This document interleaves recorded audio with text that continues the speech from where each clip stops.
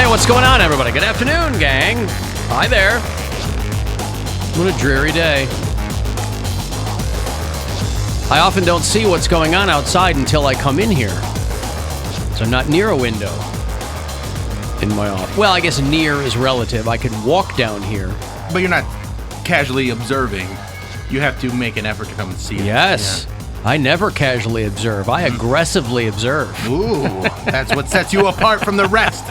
That's You're aggressive observance. That's right. They used to call us peeping Toms, but now I like to refer to myself as an aggressive observer. It's good rebranding. I think so. Anyway, welcome. My name's Alan Cox. Thanks for being here. Say hi to Bill Squire, who's right over there. Hey, creepy hugs, everyone. Thanks for listening to and watching this episode of the Alan Cox Show. Don't forget to like, subscribe, and share a colon with the boys. Mary Santora is out. Poundcake's back behind the glass. Afternoon, white people. What was on the menu today at Shea Poundcake?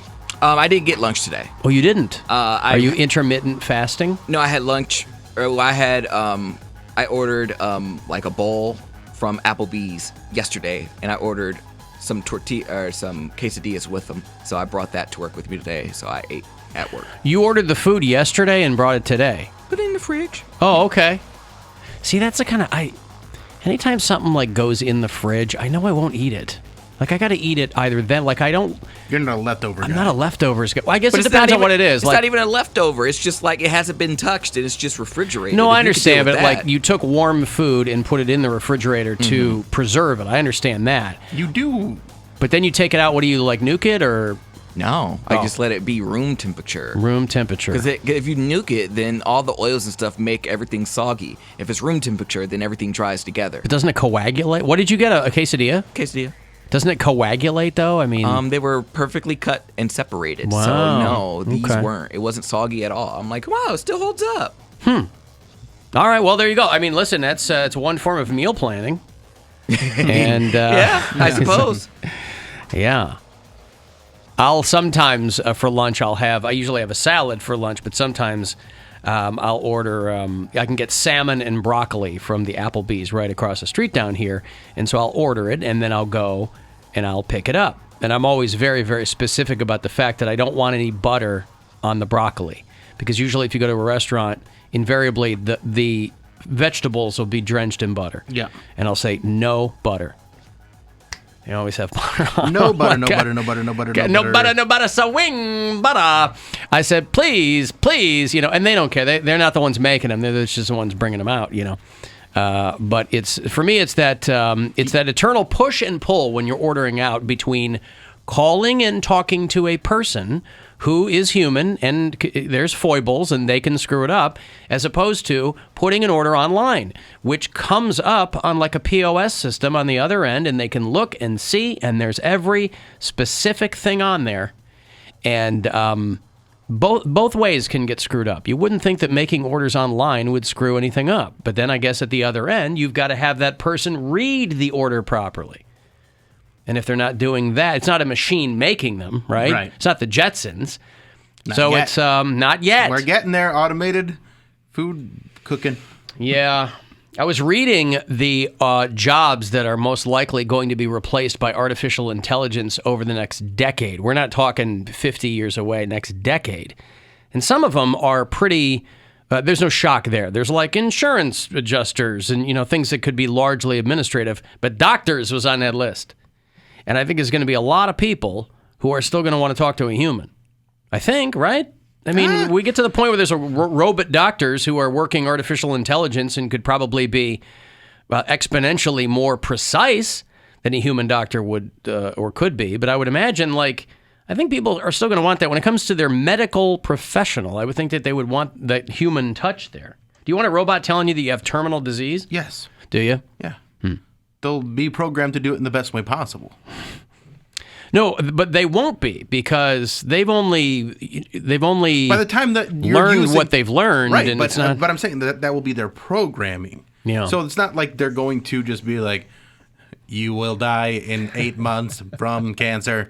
It's gonna have a personality to it because that's how the technology is going to develop. Really? You think so? Yeah, You think absolutely. that it'll have a personality? Mm-hmm. I mean, so you think that the technology that they're working on for sex dolls will be... It'll be a program personality, but it'll be that. It'll be there. Yeah. They'll have that bedside manner. They'll be part of it. Earth boy, it's me, Short Circuit. Just go away. Beep bop boop.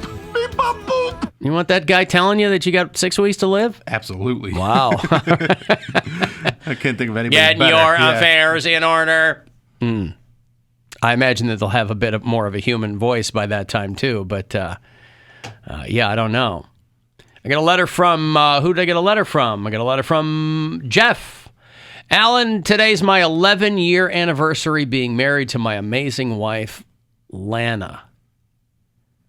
We've been through a lot during the pandemic. We've had a bad health scare. We lost family members, as I know everyone has. The 11th year is supposed to be the Steel anniversary. And I believe we're stronger than ever. Hate the show. Love you guys. That's Jeff. There you go. Congratulations. Steel. Wow, I didn't know that Steel showed up anywhere on that traditional anniversary gift list. Because some of them are old-timey, and then they'll have like modern analogs. So it's like your 4th anniversary is leather. You know, leather's a fun one, though. You can do a lot with that. Yeah, you got some fun with leather. Steel. Steel, you get each other swords. That's easy. Is that what you do? Yeah. Honey, I got you a sword. And she's like, no scabbard? No. I blew all my money on the sword. I know, and you know me well enough to know that I'm more of a scimitar guy. But, yeah. Okay, well, congratulations, guys, I guess. Traditional anniversary gifts. Steel, because you have to look those up. You know, they're like, oh, the 50s diamond or whatever. But most people don't make it to 50. Like, no. I won't live long enough. I was listening to somebody talking about their parents' 75th anniversary. Wow. You know, back when people were getting married when they were 12, you know. Still crazy. Yeah, they could be 81 and celebrating their 75th anniversary. But and then it occurred to me, I'm never going to get to that point. I'll never get to that point. Maybe Gwen and I'll make it to a 40th anniversary or something. I don't know. You know, my first wife and I were married for 6 years. And there was quite a bit of time until I got married again. But I'm never going to have a 75th wedding anniversary. That's a long time to be married. I wonder at that point if you even know you're married anymore. Or if you've just been somehow diminished to the point where you just look at this other person and you go, I mean, I've seen your face for a long, long time. It's essentially another part of you, your being, if you've been together that long. I guess. Yeah. I mean, we'll have our 10th anniversary next year, and I'm looking at the gift list. It's aluminum. So here come the cans. You know what? I think I'm going to take another, we were talking about this the other day. I think, and this is a bold move on my part, but I'm going to plant my flag in it. I'm going to take another swing at the harmonica. I'm going to buy her That's exciting. another Do it. harmonica. You know what? If you get her lessons with it, Yeah. that might be the way to get her into I it. think so. Yeah. And No, I'm sure there's YouTube lessons or some app that you Well, can get. it wasn't for lack of availability of lessons. She just didn't want, I misunderstood, and she didn't want to do that. In that case, that's on her. I guess. I just misunderstood. Hey, I've got a break. I'll have another chance for you to grab some money if you're trying to go fund yourself. 2:30 is the next chance for you to do that. I'll have a keyword to get you some cash there. If you want to text for anything, 35192. If you're listening on the iHeartRadio app, you can leave us messages on the talkback button.